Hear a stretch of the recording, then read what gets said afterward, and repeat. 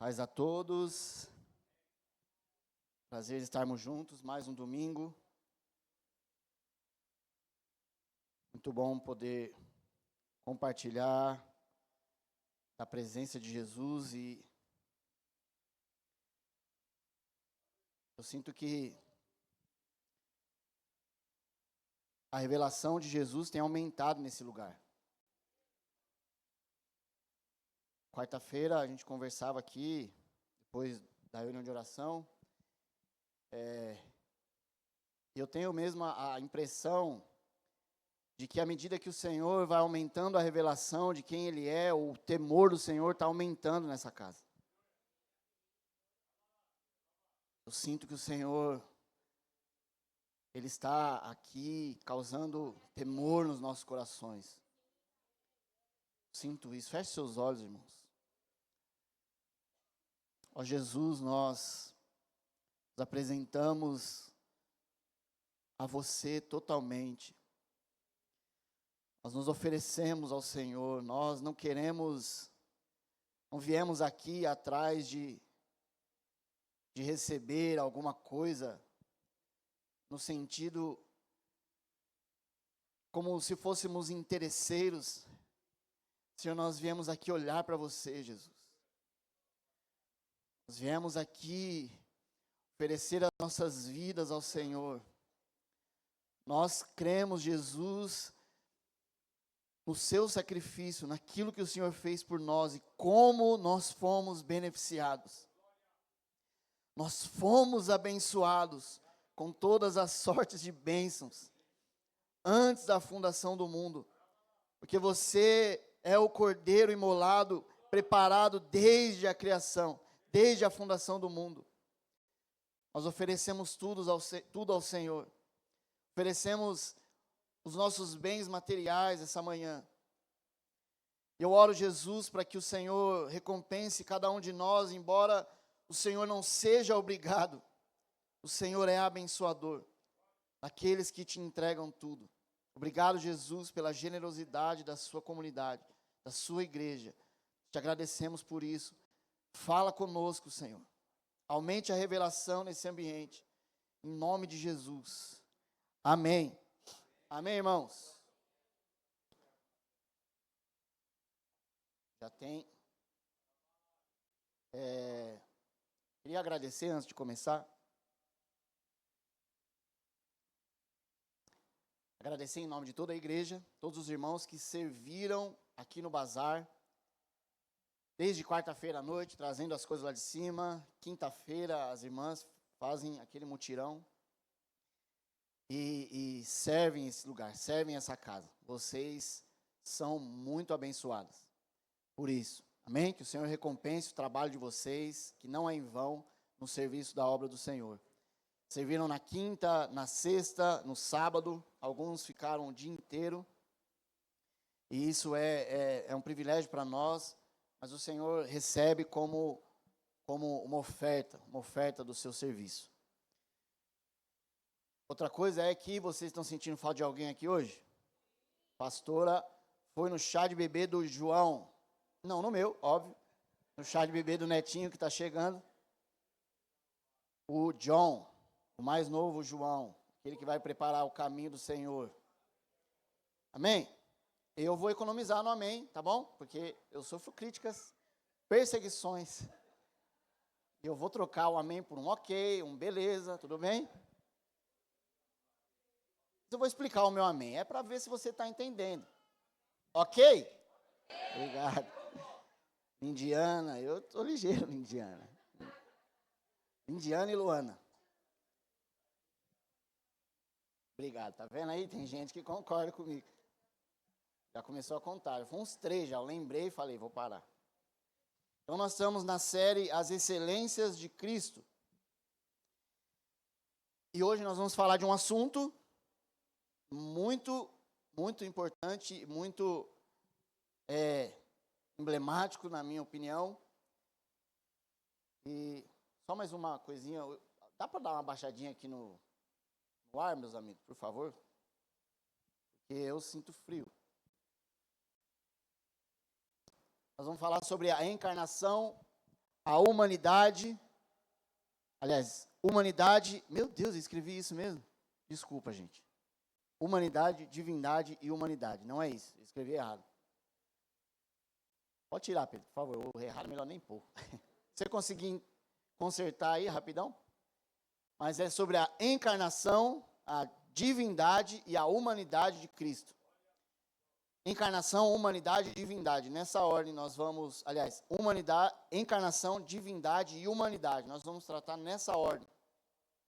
Então, essa série é uma série de um assunto, de um tema, uma matéria na teologia chamada Cristologia.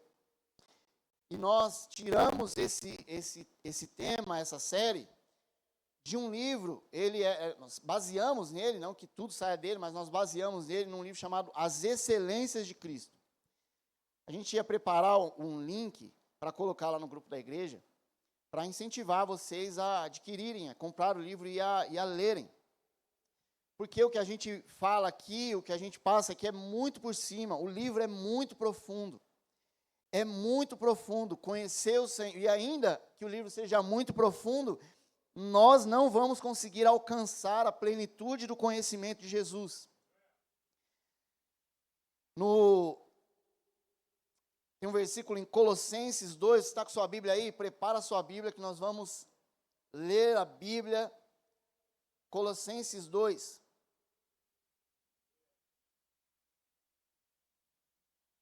A gente muitas vezes quer conhecer Deus, a gente imagina como é Deus, como é o Pai, mas na realidade é que nós sabemos exatamente como Deus é por causa de Jesus. Jesus é a expressão exata do ser de Deus. Ele é a imagem do Deus invisível. Não há como nós ficarmos em dúvida. Lembra quando Filipe perguntou para Jesus, mestre, mostra-nos o Pai, e isso nos basta. Aí ele fala para Filipe, você está pedindo para mostrar o Pai? Quem vê a mim, vê o Pai. Jesus, ele falou várias vezes na Bíblia que ele era a imagem, ele representava o Pai, era a mesma coisa, eles eram um.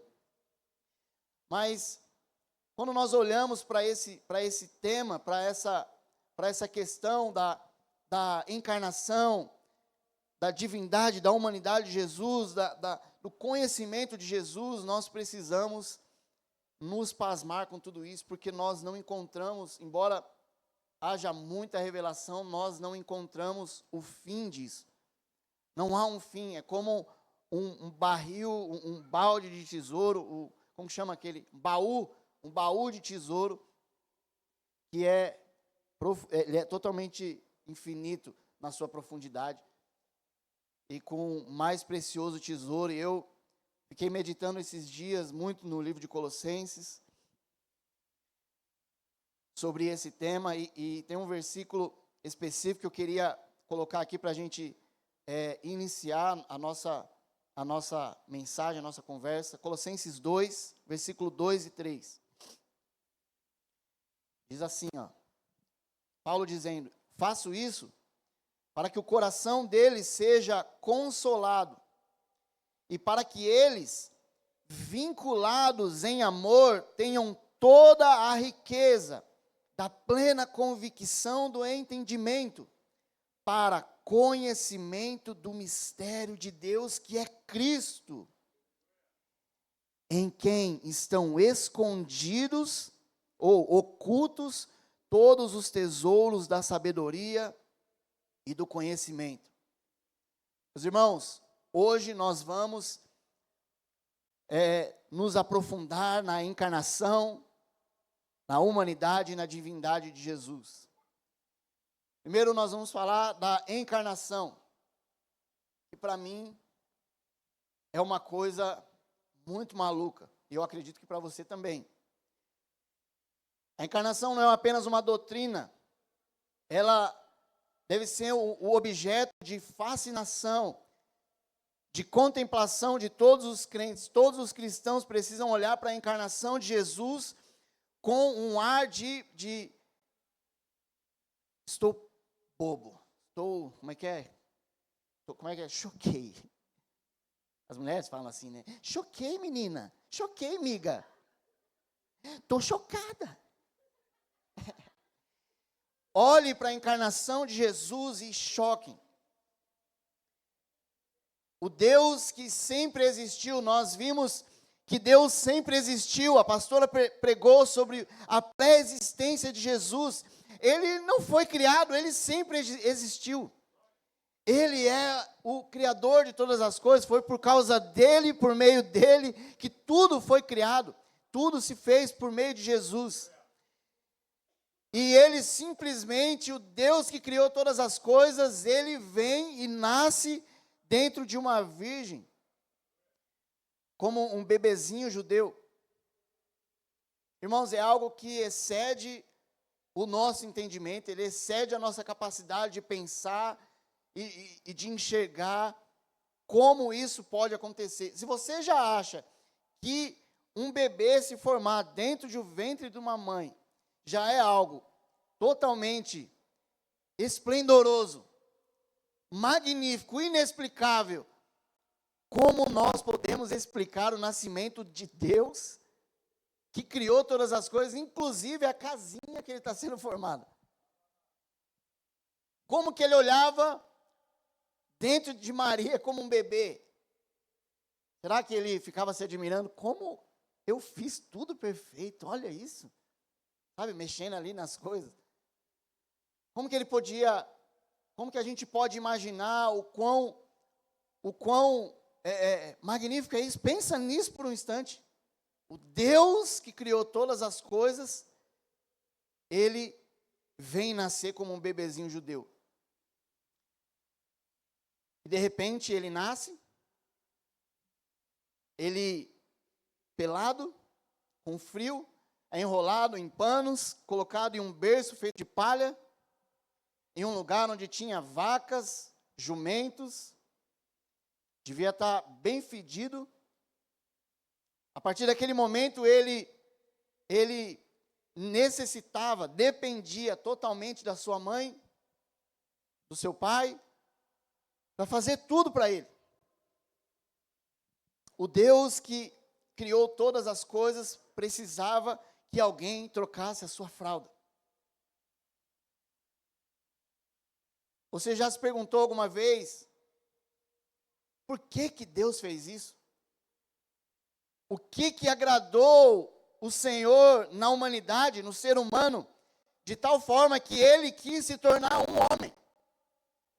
Porque a partir do momento que Jesus encarnou como um bebezinho judeu, nasceu de Maria, ele nunca mais deixou de ter um corpo humano, físico. Se você pensar na Trindade hoje, meus amigos, você precisa entender que há o ancião de dias assentado no trono, que é o Deus Pai. Existe o Espírito Santo e existe um homem judeu de 33 anos ao lado do Pai, com suas mãos furadas. Ele é homem. O Deus que criou todas as coisas é um homem, fisicamente, como eu e você. O que Deus pensa sobre o homem, embora a gente saiba que o ser humano é mau pela sua essência, quando o homem foi criado, Deus estava lá criando todas as coisas, aquela coisa que você conhece lá de Gênesis, e ele fez os animais, fez o céu, fez a terra, foi criando tudo, e tudo que ele criava, ele dizia, isso é bom. Mas quando ele fez o homem, meus amigos, ele expressou uma coisa como, cara, isso é muito bom. Olha como ficou isso. É muito bom. Deus olhou para o homem e disse, isso é muito bom. E aí, anos depois, anos mais tarde, não porque algo tinha dado errado, não porque Deus perdeu o controle e Adão pecou, não por isso, Deus tinha em sua mente que um dia ele ia se tornar tal como a sua criação. Um homem, totalmente Deus. Isso é chocante para mim. Talvez, Se não é chocante para você, você precisa analisar se você crê nisso de verdade. Porque se você acredita nisso de verdade, você precisa chocar. Sabe, eu costumo dizer que os cristãos não são normais, ou quem crê na Bíblia não é normal. Você é normal? Você se considera normal? Que bom. Porque você crê que um homem bateu com um cajado em um mar e ele se abriu. Você crê nisso? Você crê que um homem chamava fogo do céu e o fogo vinha do céu, queimava pessoas? Ô glória, aleluia. Não queima pessoas, o glória vem, tá vendo? Você crê que um homem ficou 3 dias no ventre de um peixe grande? Uma baleia, talvez? E você crê sobre todas as coisas que Deus encarnou em uma virgem? Meus irmãos, Ele é digno de ser louvado. Quando a gente estava aqui adorando a Jesus e cantando a música Yeshua, vocês não viram, mas estava tendo uma procissão aqui do Domingo de Ramos. Quando Ele entrou em Jerusalém, parecia que foi combinado.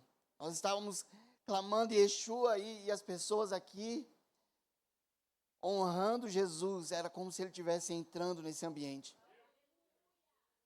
Ele é digno de ser honrado pela glória, pela majestade do conhecimento, por tudo aquilo que Ele fez. A encarnação de Deus como um homem e uma virgem é uma coisa de louco, meus irmãos. É um mistério grandioso. 1 João 1,3, capítulo 1, versículo 3,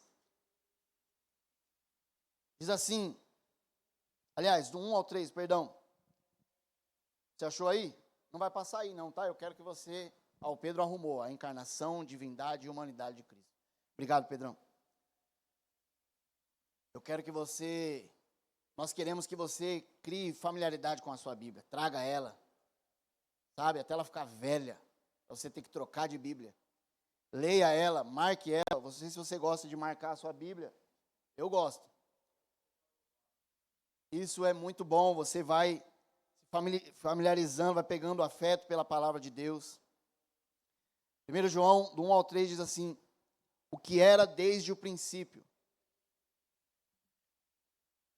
o que ouvimos, o que vimos com os nossos próprios olhos, o que contemplamos e as nossas mãos apalparam, a respeito do verbo da vida, e a vida se manifestou, e nós vimos e dela damos testemunho, e anunciamos a vocês a vida eterna que estava com o Pai e nos foi manifestada. O que vimos e ouvimos, anunciamos também a vocês, para que também vocês tenham comunhão conosco. Ora, nossa comunhão é com o Pai e com o seu Filho, Jesus Cristo. O cristianismo, ele mantém essa crença, irmãos, da transcendência e da imanência de Deus. A transcendência é aquilo que está fora da criação. Representa um ser supremo que está além, ele está fora, ele não foi criado, ele está fora do tempo, ele não depende do nosso tempo, do tempo do culto, do tempo que o dia dura, ele está fora disso, ele criou e ele está fora da criação, é o Deus transcendente, transcende todo o nosso entendimento, a capacidade da gente entender e compreender Deus. Mas ele também é o Deus imanente, que é o Deus que, mesmo sendo transcendente, a imanência de Deus explica o porquê ele é tão grandioso, tão majestoso, e ele também habita, e no caso daqui que nós estamos vendo hoje, não só habita, no caso de andar junto, ele vem e mora dentro de um ser. Ele vem e se torna um de nós. E isso é chocante. Quando nós olhamos, e a gente sempre fala aqui sobre um livro chamado Manso e Humilde. Esse livro é um dos livros mais chocantes que eu já vi, fala a respeito do coração de Deus, do coração de Jesus. E esse livro trata como um Deus que está junto conosco em todo o tempo, inclusive no tempo em que a gente sofre, chora, Ele se compadece de nós, chora conosco. E sabe, irmãos, há um texto em Josué 2, essa você não precisa abrir, eu vou ler aqui. Josué 2:11, Raabe falando para os espias.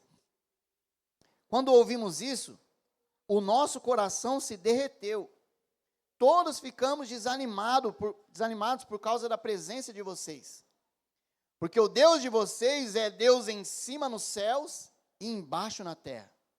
Raabe nem tinha revelação total disso, mas essa palavra dela, essa frase dela, manifestava exatamente o que Deus é. Deus é em cima no céu, Ele é transcendente e Ele é embaixo na terra, Ele é imanente, Ele está junto com a sua criação. E se tratando de Jesus, do homem Deus, Ele veio como um homem, como um ser humano, encarnou naquela virgem. Mas Ele não deixou de ser Deus. Então nós vamos ver aqui a divindade de Jesus.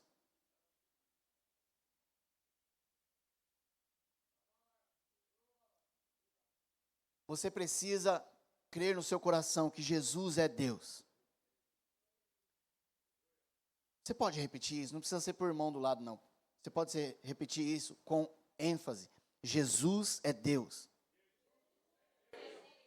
Ele é Deus. E não há outra forma de nós conhecermos o Deus Yahweh fora de Jesus. Jesus é aquele que representa a figura, o ser, os atributos de Deus, é Jesus.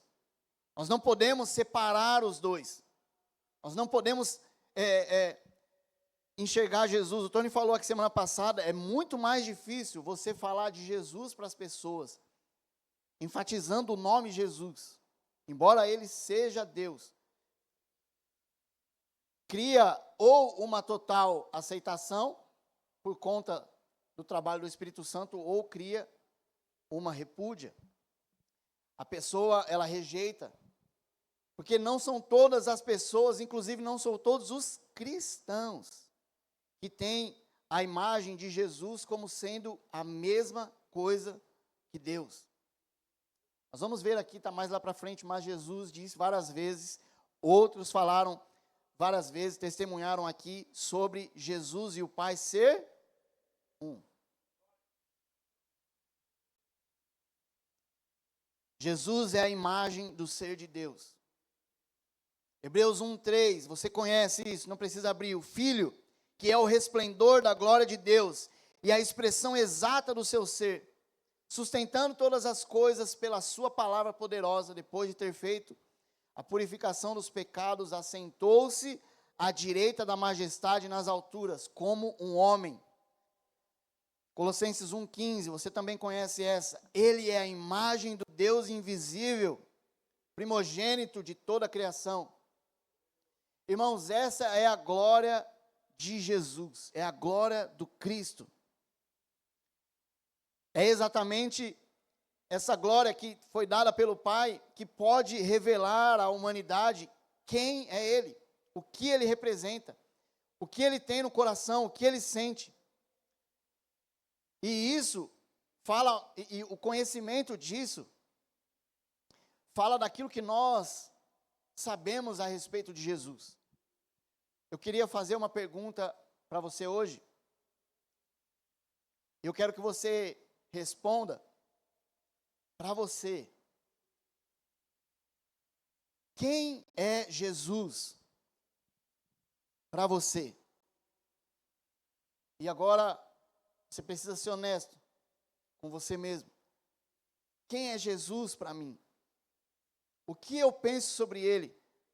Como eu o trato? Como eu olho para Ele? O que Ele representa para mim? Você conhece a história em Mateus 16? Vamos lá, em Mateus 16. Quando Jesus leva os discípulos a um lugar chamado Cesareia de Filipe.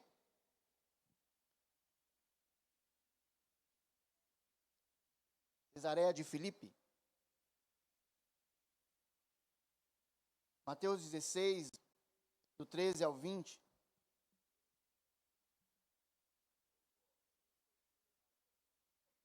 Vamos ler, do 13 ao 19.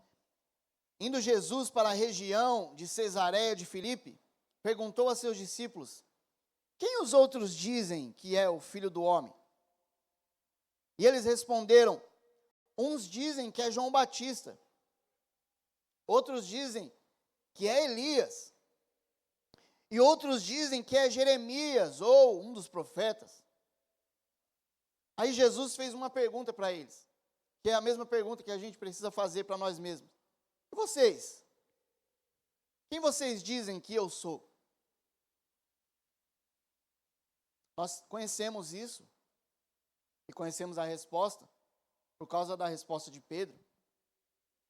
Só que, irmãos, na maioria das vezes nós tratamos Jesus, ou muitas pessoas podem tratar Jesus como sendo um homem poderoso, em sinais como Elias, como Jeremias, como João Batista, um homem que pode realmente, com o seu poder, ser um homem especial para Deus, e ele pode até responder orações, porque Jesus foi um cara muito bom. Muitas religiões acreditam que Jesus é um profeta, até o islamismo. Acreditam que ele é um profeta, um homem poderoso, um homem de sinais. Mas nós precisamos saber que Jesus não é um homem apenas de sinais e um homem de poder. Ele é Deus, meus amigos. Quem vocês dizem que eu sou? Pedro disse: você é o Cristo, o Filho do Deus vivo. Ele ainda quase explicou a Trindade. Você é o Cristo, o Filho do Deus vivo. Nós precisamos ter essa consciência em relação a Jesus. Ele é Deus, ele é o Cristo, o Filho do Deus vivo. Jesus continua dizendo: não foi nem carne nem sangue que te revelou isso, mas o Pai que está no céu. Aí ele fala: Pedro, sobre essa verdade. Qual verdade? De que ele era o Cristo, de que Jesus é Deus. Ele disse: sobre essa pedra, essa verdade, eu edificarei a minha igreja, e o inferno, a porta do inferno, não prevalecerá sobre ela.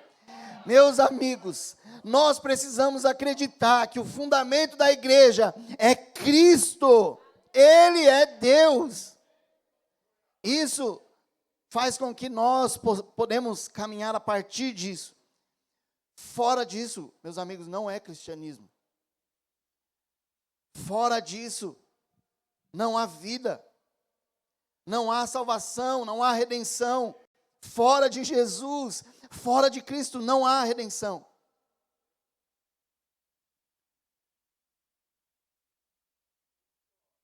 Em Marcos 1:1, o evangelho começa assim: princípio do evangelho de Jesus Cristo, Filho de Deus.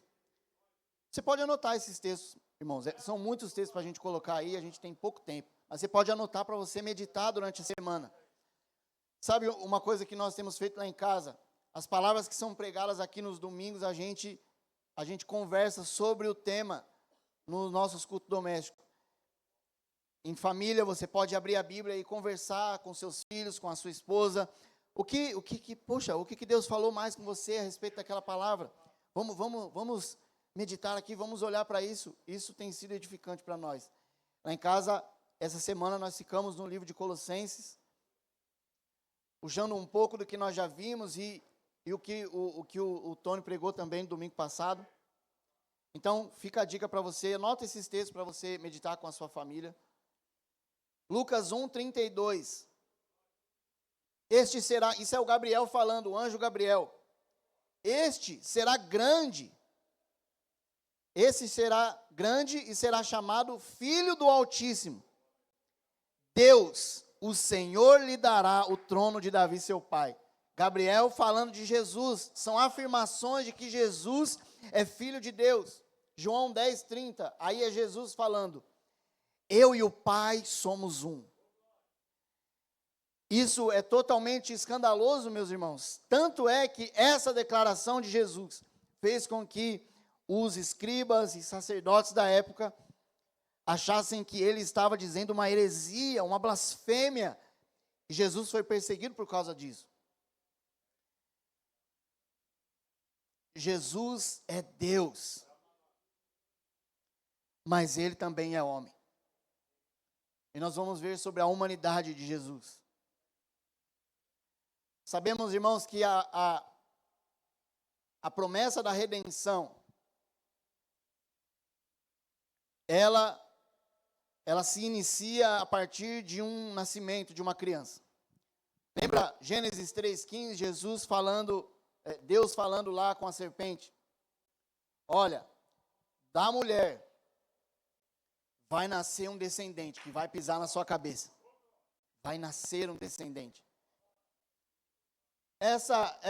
Esse pisar na cabeça da serpente ainda não aconteceu totalmente. Ok? Esperto, quase escapou um amém agora. Jesus, no seu retorno, ele vai amassar a cabeça da serpente fisicamente. Mas isso é um outro assunto, que eu gosto muito. É gráfico, tem bastante sangue, mas Jesus vai voltar com vingança. E como o Tony disse, com o sopro da sua boca ele vai matar o anticristo. Mas que ele vai pisar na cabeça, vai, porque está escrito. Mas a promessa de redenção se inicia a partir de Deus dizendo, haverá um homem que vai nascer do descendente da mulher. Por isso, existem tantas histórias dos bebezinhos sendo perseguidos em toda a história. Na Bíblia você vê hoje, na nossa atualidade, a questão do aborto. Você acha que isso é uma simples ideologia? É uma ideologia satânica por causa da semente da mulher. O diabo não tira isso da cabeça. Então, em Lucas 2:40, ele, depois de encarnar, isso você pode abrir lá, você está pertinho, está em Mateus, abre lá em Lucas 2:40.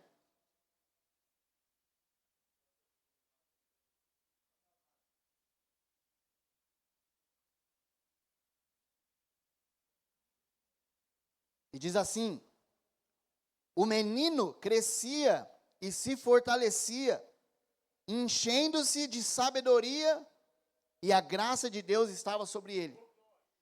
Sabe que Jesus não nasceu e cresceu já sendo Deus totalmente. Embora, se a gente forçar a nossa imaginação profética, imagine a Maria, quando ela estava ali fazendo uma oração no seu quarto, e ao mesmo tempo ela ficava pensando, será que ele está me ouvindo? Porque, pensa, ela está orando para Deus e Deus está no quarto ao lado. E um dia os pais brincando lá com o seu filho e resolvem contar as estrelas. Vem aqui, Jesus, vamos contar as estrelas. E aí Jesus dá um número exato. Hã?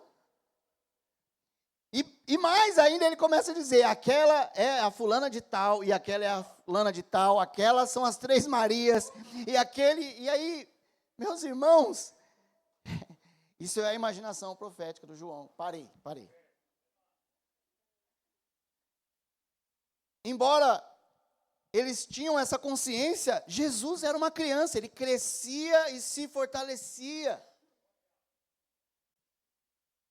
Ele foi desenvolvendo como um homem normal.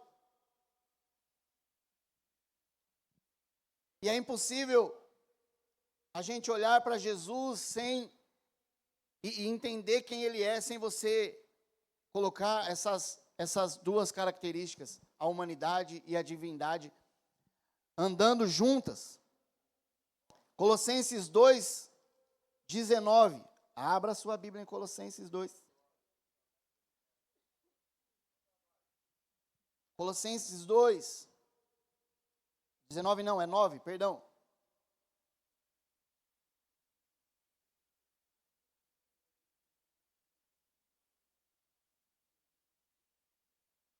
A Bíblia diz assim: porque nele habita corporalmente toda a plenitude da divindade. Vamos ler junto? Juntos. Vamos lá. Porque nele habita corporalmente toda a plenitude da divindade. Nele quem? Jesus. Habita corporalmente. O que é isso? No seu corpo humano. Toda a plenitude da divindade. Meus amigos, isso é chocante. Pensa no exercício de Jesus em não explodir, porque ele era um ser humano comum, normal. Com pele, dor de cabeça, tudo. E se você ama alguém de verdade, você chega a amar essa pessoa, e se você pensa nessa pessoa amada, um filho, seja o seu esposo, sua esposa, você ama tanto essa pessoa que chega o seu coração, ele aperta assim, ele aquece. Você já passou por isso? Quando você pensa no seu, pensa aí, uma pessoa muito amada, pensa em mim, amor, pensa.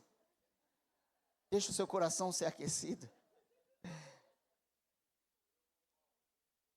Imagina Jesus fazendo o exercício para que o coração dele não explodisse de tanto amor, porque o amor de Deus estava em um coração humano. E ele, sentindo um amor incondicional, precisava se controlar para não explodir, como se você ligasse um aparelho 110 no 220. Funciona e uau, queima. Eu olho para isso com grande espanto, irmãos. Porque Jesus, na sua total divindade, na sua plenitude divina, ele demonstrava muito a sua humanidade. E agora, nós vamos finalizar só mais uma vez. Abra lá comigo em João 17. João 17. Você já olha esse texto como a humanidade de Jesus sendo revelada, porque nesse texto, nesse capítulo, trata-se da oração de Jesus. Sabe, depois da ceia, depois que Jesus ceia com seus discípulos, ele sai dali, daquele ambiente, vai ao Getsêmani. E ele chama 3 discípulos, daqueles que são os mais chegados. Quem são? Pedro, Tiago e João. E rimou, né? E ali ele chama os seus amigos para orarem junto com eles. Ele expressa a sua humanidade, se espantando com eles que, ao invés de orar, dormiam. E aí ele volta e fala: poxa vida, vocês não são capazes de vigiar comigo nem por um minuto. Vocês dormem. Sabe, esses que dormem quando oram? Você vai orar de madrugada e aí você acorda de manhã ajoelhado. É a humanidade de Jesus. Ele sabia, pensa, sendo Deus, ele sabe. O cara não vai orar, ele vai dormir. Ele sabe tudo. Mas ele expressa a sua humanidade, nós vemos isso lá no outro texto que trata no Getsêmani. Mas aqui ele está orando ao Pai, pedindo coisas, irmãos, que eu também tenho debruçado o meu coração nisso e ficado chocado. João 17, nós vamos ler do 20 até o 26. Vamos ler. Jesus orando, dizendo: não peço só por esses, mas também por aqueles que vierem a crer em mim por meio da palavra que eles falarem. Jesus orando por nós, meus amigos, nesse tempo, a fim de que todos sejam um. Olha ele falando de novo. E como tu, ó Pai, estás em mim e eu em ti, também eles estejam em nós, para que o mundo creia que tu me enviaste. Eu lhes transmiti a glória que me deste, para que sejam um como nós somos um. Eu neles, tu em mim, a fim de que sejam aperfeiçoados na unidade, para que o mundo conheça que tu me enviaste e os amaste, como também amaste a mim. E agora é chocante. Jesus ora como uma oração desesperada que você muitas vezes faz. Porque se dependesse da sua felicidade, era aquilo que você precisava que Deus fizesse na sua vida. Jesus fez esse tipo de oração e isso só é explicado porque Jesus era humano. Era Deus, mas também era humano. Ele diz: Pai, a minha vontade é que onde eu estou, também estejam comigo os que me deste, para que vejam a minha glória que me conferiste, porque me amaste antes da fundação do mundo. Pai justo, o mundo não te conheceu, eu, porém, te conheci. Também esses conheceram que tu me enviaste, eu lhes fiz conhecer o teu nome, e ainda o farei conhecer, a fim de que o amor com que me amaste esteja neles, e eu neles esteja. Ó Jesus, eu sinto como se nós tivéssemos aprendido muita coisa. Quando eu chego nesse ponto, é como se Deus embaralhasse tudo. Cara, Deus é humano. Jesus era um homem e tinha sentimentos e sensações como um homem. Ele queria o nosso bem e ele diz: Pai, só quero uma coisa. Você espera de mim, de você, mas o próprio Deus fazer uma oração como essa,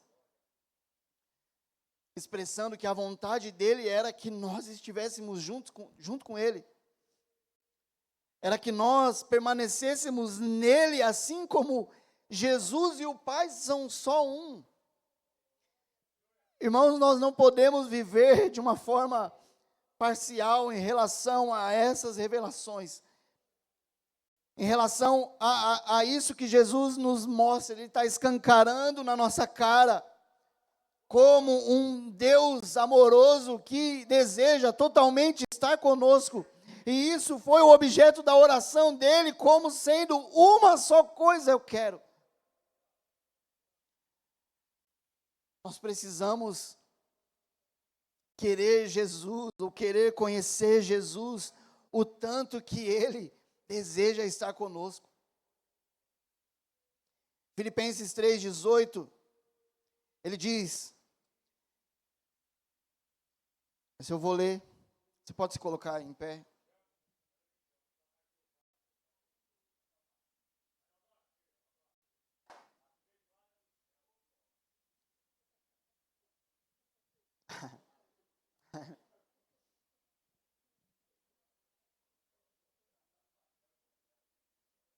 Ai, Deus. Como diz o cara, é forte.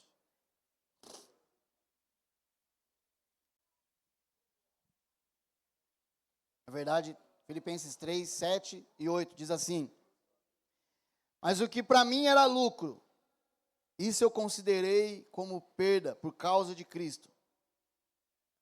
Na verdade, eu considero tudo como perda por causa da sublimidade do conhecimento de Cristo. E em algumas versões diz, por causa da superioridade do conhecimento de Cristo Jesus. Meu Senhor, por causa dele eu perdi todas as coisas e as considero como lixo para ganhar a Cristo. Como esterco em algumas traduções. Feche os seus olhos, irmãos.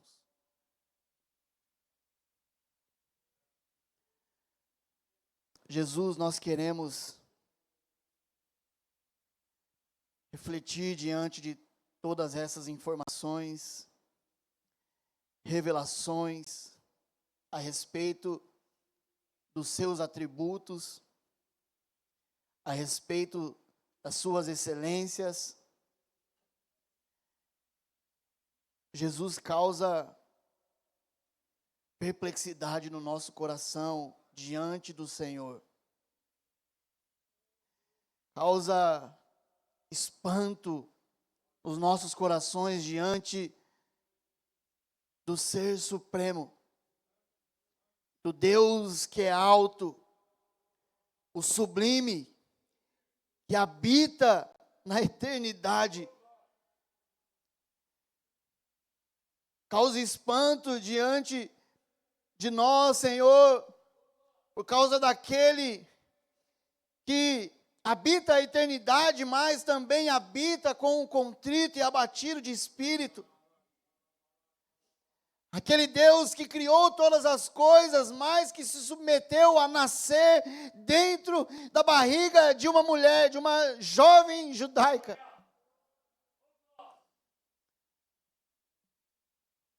E ele viveu como homem, sem pecado.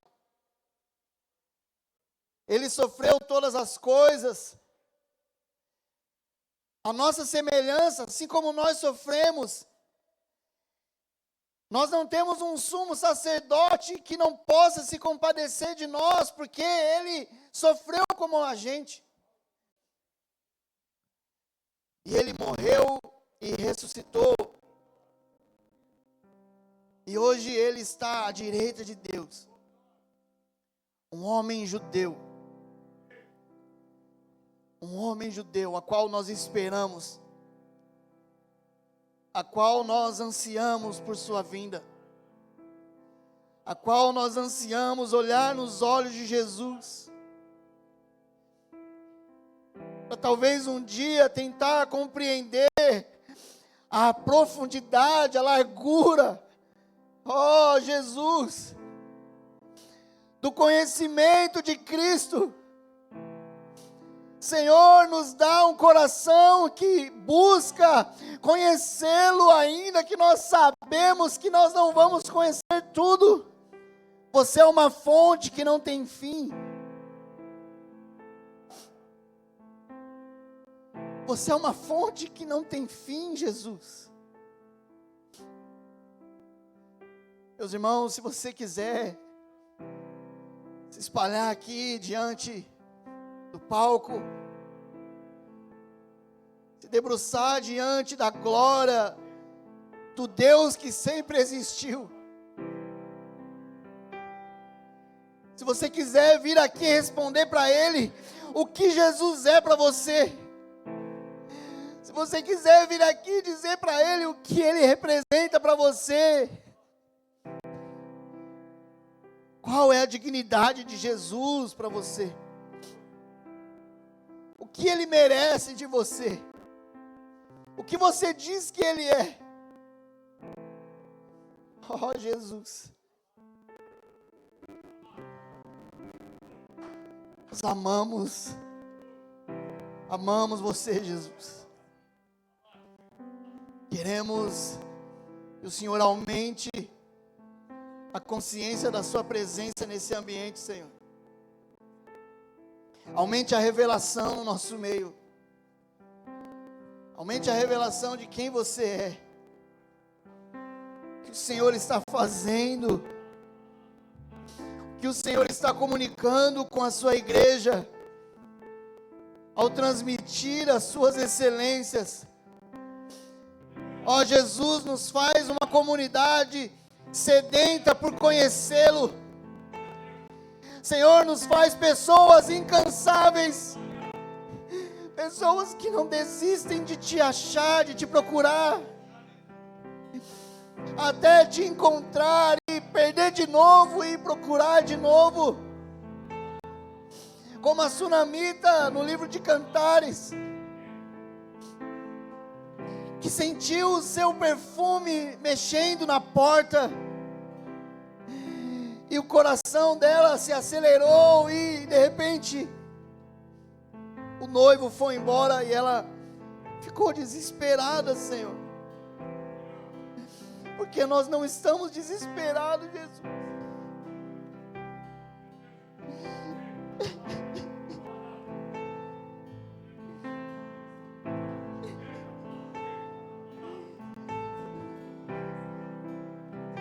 Porque nós não ficamos desesperados em não te achar, não sentir o seu cheiro e não sentir a sua presença. Causa em nós desespero, Senhor. Você é o sentido mais profundo da nossa vida. Nada faz sentido sem você.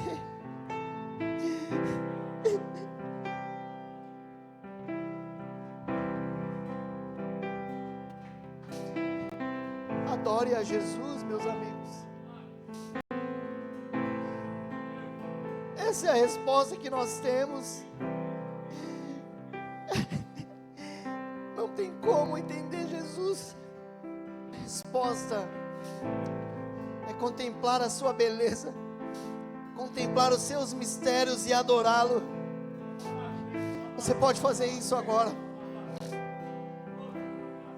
Você pode exaltar o seu nome, porque Ele é o nome mais alto, Ele é o mais digno, Ele é o mais santo, Ele é Deus. Oh Jesus, você é Deus, acima nos céus e embaixo na terra. Nós te louvamos porque você é digno. Os anjos te louvam, Senhor. Os anjos olham para a sua glória e eles te louvam. Eles não se cansam de dizer que você é santo.